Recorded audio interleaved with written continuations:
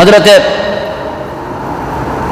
ইবনে Asakir রহমতুল্লাহ আলাই তিনি বলেন যে পৃথিবীর মানুষের সূচনা লগ্ন থেকে আমাদের নবী পর্যন্ত তার হিসাব একটা তালিকা তিনি পেশ করেছেন। নবী, আমাদের নবী, বিশ্ব নবী, যদিও তিনি সর্বশেষ নবী, এরপর আর কোনো নবী আসবে না। এই মানুষদের সূচনা হয়েছে আদম থেকে, ঠিক না বেঠিক? এই মানবের সূচনা হয়েছে বলুন তো কোথায় থেকে? আদম থেকে। আদম থেকে নিয়ে আমাদের নবী পর্যন্ত ডিস্টেন্স, দূরত্ব কত ছিল? ইবনে আসাকির রহমতুল্লাহ আলাই তিনি তার কিতাবে উল্লেখ করেছেন যে হযরত আদম থেকে নিয়ে নূহ আলাইহিস সালাতু ওয়াস সালাম পর্যন্ত এর মাঝখানে ব্যবধান ছিল 1200 বছর। বলুন তো কত বছর? 1200 বছর হযরতে আদম থেকে নিয়ে নূহ পর্যন্ত দূরত্ব ছিল।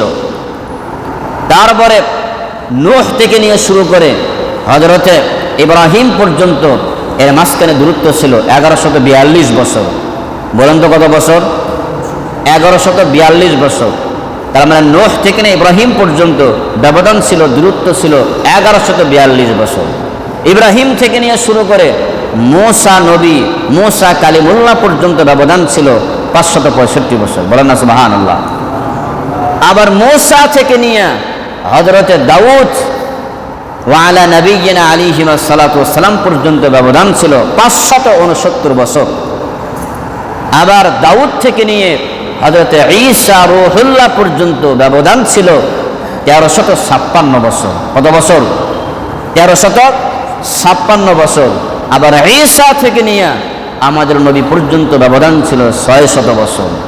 তাহলে আমরা যদি আদম থেকে নিয়ে আমাদের রসুল পর্যন্ত ক্যালকুলেশন করি তাহলে 5032 বছর হয়। কত বছর হয় বলুন তো? 5032 বছর। আর আদম যদি হায়াত পায় 960 বছর, তাহলে প্রায় 6000 বছর শেষ করে 7ম সহস্রাব্দে সাইয়্যিদুল আম্বিয়া ওয়াল মুরসালিন মুহাম্মদ মুস্তাফা সাল্লাল্লাহু আলাইহি ওয়াসাল্লামকে ধরাধামে নিখিল বিশ্বে প্রেরণ করা হয়। বলেন না সুবহানাল্লাহ। তার মানে আদম থেকে নিয়ে আমাদের নবী পর্যন্ত এর ব্যবধান হলো 6000 বছর, প্রায় 6000 বছর। বলুন তো কয় হাজার বছর? 6000 বছর ব্যবধান।